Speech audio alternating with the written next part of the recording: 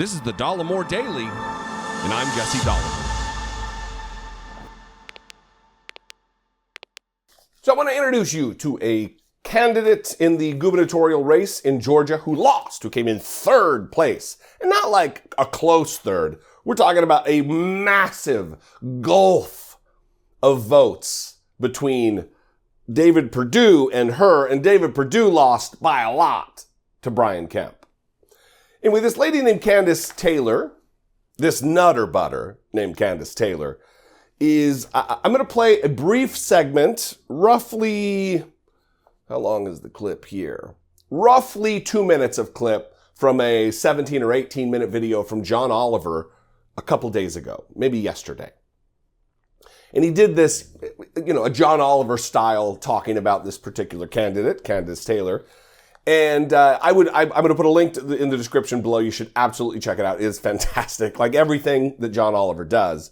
But this just kind of gives you a flavor if you don't know who she is, because I'm going to talk about the fact that this headline, we'll put it up here, from the Business Insider, Trump loyalist who lost Georgia governor primary with just 3.4% of the vote is refusing to admit defeat. She got 3.4% of the vote, 41,000 votes roughly. And she's saying that she won and the election was rigged. Here, just as a reminder or a refresher or an introduction, here's a little bit about her from John Oliver. But first, a little more about Kandiss Taylor.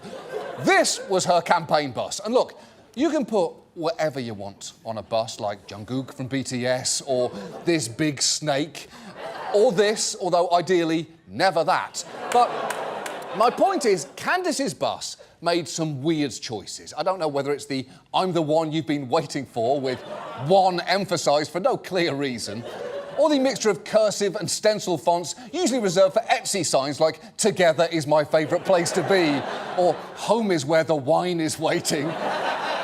Or the fact that she listed her 3 campaign priorities as Jesus, guns, babies. It is the sort of brain-dead, knee-jerk culture war buzzword platform that you would expect to appeal solely to Mike Lindell. And guess what? You'd be absolutely right, because she once tweeted, Mike Lindell understands our movement for Jesus, guns and babies. But for whatever reason, the handshake of a deranged pillow baron didn't do much for her numbers, and Kandiss seemingly spent the final months of her campaign how any Republican who desperately wants attention would, and that is by frantically seeking out culture war issues that would give her campaign traction. And people do like to see a fighter, don't they? Which is presumably why she posted this campaign video. The governor's race in Georgia has 4 establishment politicians. And then there's Kandiss Taylor. And I'm one of you.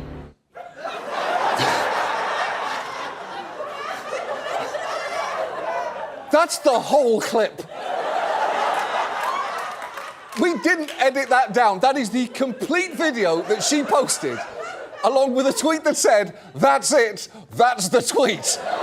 And yeah, Kandiss, I guess agree to agree on that one, I suppose. I have to agree to agree.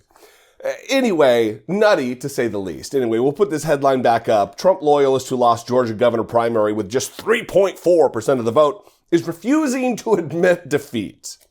A candidate for the GOP nomination for governor of Georgia refused to concede defeat, even though she received only 3.4% of the vote on Tuesday.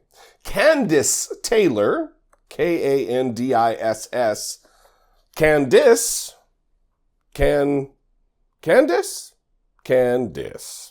Kandiss Taylor, a strong supporter of former President, ex-President Donald Trump, came in third in the race.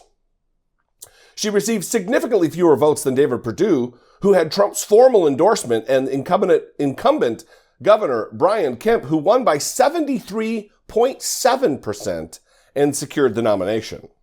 After the results were clear, Taylor complained that the election was rigged against her, the Daily Beast reported. Quote, We have a national data team working on the 2022 primary election fraud.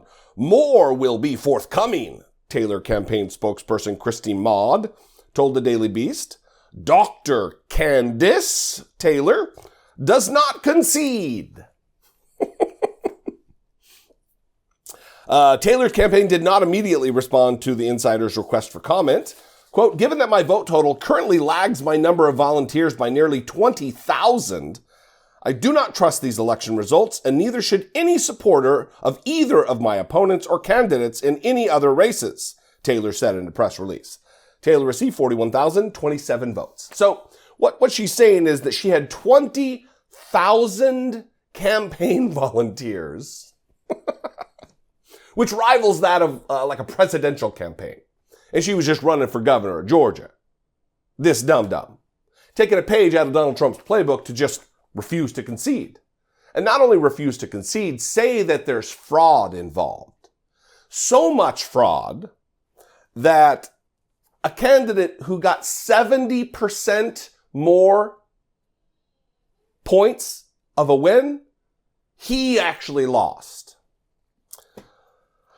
She says this, it is my opinion that our elections in Georgia have become a travesty spearheaded by the corrupt, organized, willful assault that Governor Brian Kemp, Secretary of State Brad Raffensperger, Attorney General Chris Carr, and gubernatorial candidate Stacey Abrams have inflicted on our election process, the press release continued. I do not concede, she wrote. On her Telegram, Taylor shared a message referring to the vote as a rigged election.